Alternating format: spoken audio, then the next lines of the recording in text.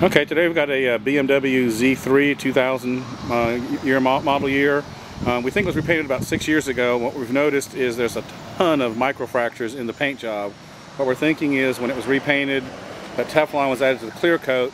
Teflon is very stiff, and when the metal contracts and expands when it's heated, it actually cracks and puts cracks in the paint. Something's got to give, and unfortunately it's the paint job.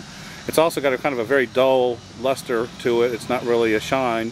So we're going to actually demonstrate a clay bar process with the Acrylic-Works. And again, we're in direct sunlight on a very, very hot surface on a hot day. So Mark, the first thing he's going to do in this area is apply the Acrylic-Works polish to this area. And I can see steam coming off of there in little bits, so that's the water that we have. What I notice now as I'm beginning to clean that top layer is you can see the fractures here. Big fractures, big air hole divots down in the paint here and right here, and that's not bad. That surface might have been treated, might have been fixed a little bit before it was repainted, but they didn't take the time to allow things to, from the appearances of it, just didn't allow things to cure properly before they moved to the next step. But yeah, you definitely have fractures all up in here.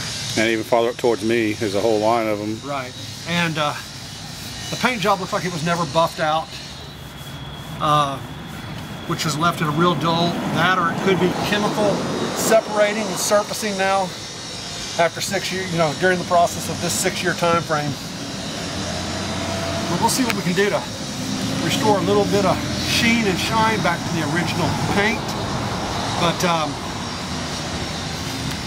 not knowing the history, car could have been hit, the hood could have been damaged. One way I could have tested this was to put a magnet here and see if we got any kind of a hold to it. This might be a lot of Bondo work in here, but I'm not sure. This is metal, so.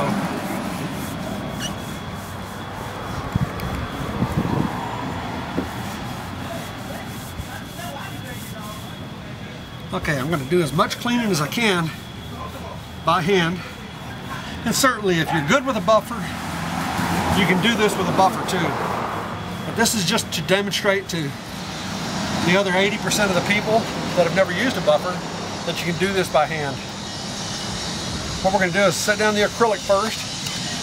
Now, I'm actually going to clay this, and contrary to how clay is typically used, this is sort of the last way you would use it, is out in the direct heat. But with the acrylic down and the pores open, this offers the absolute best time to deep clean the paint job for the first time and not just do a surface cleaning. So I can already see where it's not fractured. I can see the fleck coming out of the paint now, which we didn't see before. We had a really dull finish to it, and now I'm actually seeing some sparkle from the flecks of color. That's what we're looking for. I would bet that this is a Teflon blended into the clear. With the painter probably figuring they've made a harder clear coat or a shinier clear coat, but future reference, never allow anyone to blend Teflon in their clear and shoot it on your car.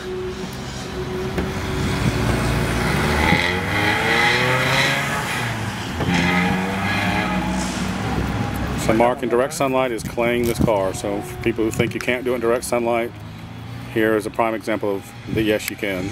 This paint is too hot to leave your hand on it for any length of time also.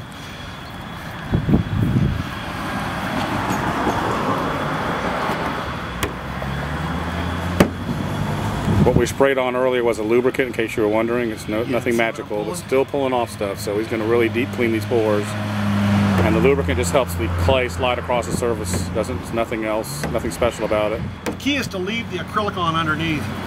Do not remove that before you start the clay process. That way any contaminants you pull out of the pores are not going to slide across a dry surface. Okay.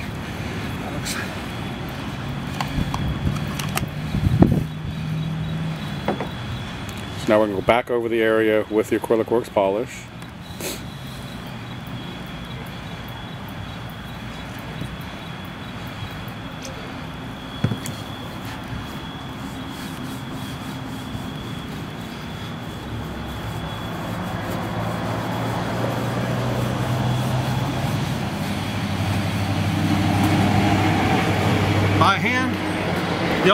difference to the crisscross motion is it's easier on you physically to do this versus this over the whole car. This is much easier. And also allows you to use your whole palm to apply pressure to a wider area than the small swirl area. And since there's no cutting abrasives, you can't really get in here and do any damage. You know, all the marks you see on here, if you can see them in the video, were there in the paint because of the Teflon added to the clear coat. Okay. So Mark is now going to put down the water sheen to set the acrylic. Cool the surface and set the acrylic and buff. And buff it out.